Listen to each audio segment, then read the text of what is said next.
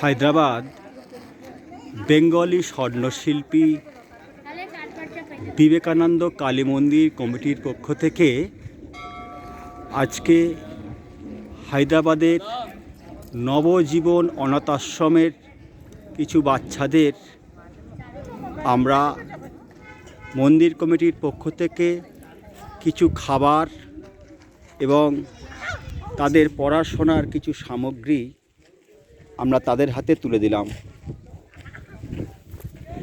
এই সোশ্যাল কাজ মন্দির কমিটির পক্ষ থেকে প্রতি বছর আমরা করে থাকি। যেমন আগামী 7ই জুলাই রথযাত্রার দিন আমরা একটা স্বেচ্ছায় রক্তদান শিবিরের আয়োজন করে থাকি। তাতে যারা থ্যালাসেমিয়ার আক্রান্ত শিশুদের উদ্দেশ্যে এই রক্তদান শিবির আমরা চালাই।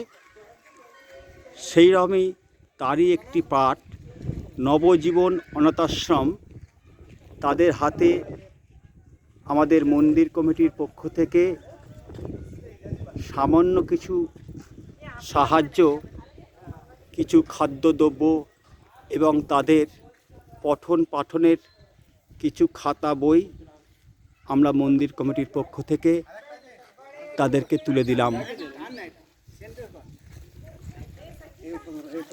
এইভাবে আমরা চাইছি আপনারাও সকলে এগিয়ে আসুন।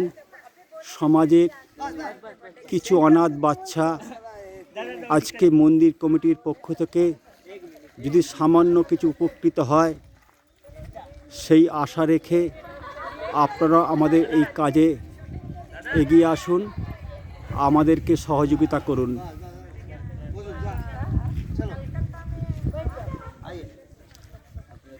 এই সেই ছোট ছোট শিশুরা নবজীবন অনাথ আশ্রমের যারা প্রতিপালিত হচ্ছে।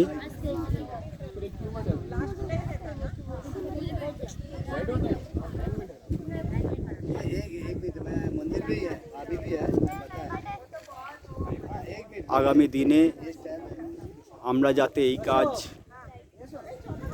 আরও মন্দির কমিটির পক্ষ থেকে চালিয়ে যেতে পারি, তার জন্যে আপনাদের সকলের সহযোগিতা আমরা কামনা করছি।